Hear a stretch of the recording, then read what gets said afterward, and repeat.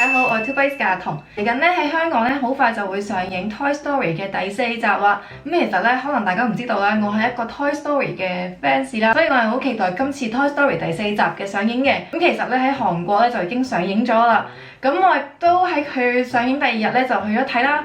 佢係有一貫嘅 Toy Story 嗰個電影嘅風格啦，好有趣啦。咁其實講咗咁耐啦，咁大家應該都知道咧，我係會整一個關於 Toy Story 嘅甜品㗎啦。今次咧我就係會整一個 Toy Story 主題嘅酥啦，咁就係一個白豆酥嘅。咁啊就快啲開始啦，去片。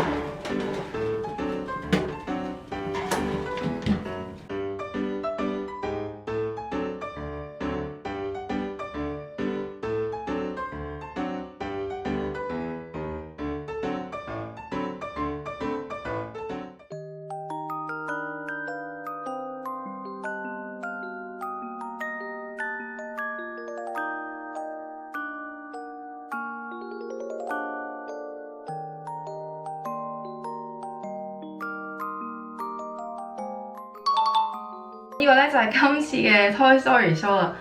我覺得佢哋超級可愛，同埋咧個效果比我想象中好太多啦。咁入邊咧我就用咗白豆蓉嘅餡啦，咁大家就試下啦。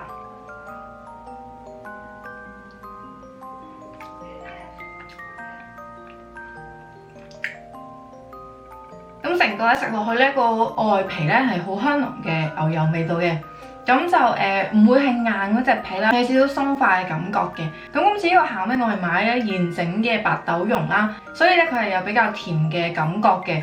咁大家可以入邊咧轉換成唔同餡啦，可以整鳳梨酥啊、紅豆餡啊都好適合嘅。基本上呢個酥嘅食譜咧，配合任何味道嘅餡料咧都會夾嘅，唔會變得好奇怪嘅。咁但係今次整呢一個造型咧，的確有比較花時間嘅，我覺得。佢難度又比較高，因為佢需要顏色比較多啦，佢 detail 係比較多嘅。而家嘅天氣比較熱啦，咁嗰麵團咧會好快溶或者出油嘅。大家如果整嗰陣咧，唔用啲麵團咧，可以先擺喺雪櫃度儲存啦，然後整嗰陣先拎出嚟，咁就會比較好啦。就算你雪藏咗佢啦，佢都係好快咧喺室溫咧就會軟化翻㗎啦。咁就唔使太擔心會唔會太硬好難操作嘅，因為太軟咧亦都係好難操作嘅。其實我係好想整 Toy Story 系列嘅甜品好耐嘅，但係奈何咧佢哋係太複雜啦，所以一直都諗緊點樣可以將佢簡單咁樣表現出嚟嘅。咁就今次就整咗一個嘅酥啦。咁其實我好希望咧下次咧可以整有關 Pocky 嘅甜品啦，因為我覺得佢真係十分之可愛嘅。咁就希望咧大家咧會中意今次呢個分享啦。今日嘅片咧就嚟到呢一度啦。咁如果大家中意咧，就記得 like 啦，同埋訂閱我嘅 channel 啦。如果你有咩想我整咧，都可以留言話俾我聽嘅。對日常生活有興趣咧，就可以 follow 我 Facebook 同埋 Instagram。今集我食譜即時 update 咗 Android 手機 app 啦，2Bay 食譜入邊嘅，咁大家記得 download 嚟睇啦。咁我哋就下條片再見啦，拜拜。